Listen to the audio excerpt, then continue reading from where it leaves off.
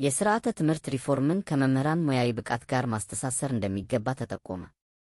ኢንሃሌሽን አፍሪካ 2025 ጉባኤ በአፍሪካ የሥርዓተ ትምህርት ሪፎርምን ለመተግበር የመምህራን ጥራትና ብቃትን ማረጋገጥ በሚቻልበት ዙሪያ የፓናል ውይይት ተካሂዷል።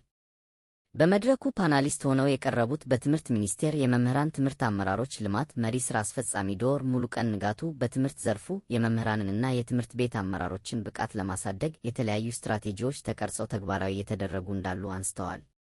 በተለይም በትምህርት ዘርፉ ከተካሄዱት ሪፎርሞች ውስጥ አንዱ የሥርዓተ ትምህርት ለውጥ መሆኑን ጠቅሰው ይህንን ሥርዓተ ትምህርት ከመምህራን ሥልጠና ማዕቀፍ ጋር በማጣጣም መምህራንን በተለያዩ የሥልጠና ሞዳሊቲዎች እያሰለጠን እንገኛለን ብለዋል። በዚህም ባለፈው በክረምት ከ52,000 በላይ መምህራንና የትምህርት ቤት አመራሮችን በሚያስተምሩት የትምህርት ይዘትና ስነ ዘዴ ላይ ሥልጠና መሰጠቱን ጠቅሰዋል።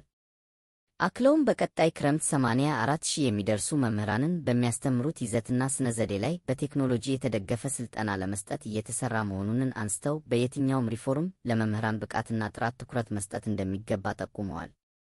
በመድረኩም የተለያዩ የአፍሪካ ሀገራት በሥርዓተ ትምህርት ሪፎርም የመምህራንን አቅምና ብቃት ለማሳደግ እየሰሩ ያሉትን ሥራ አጋርተዋል።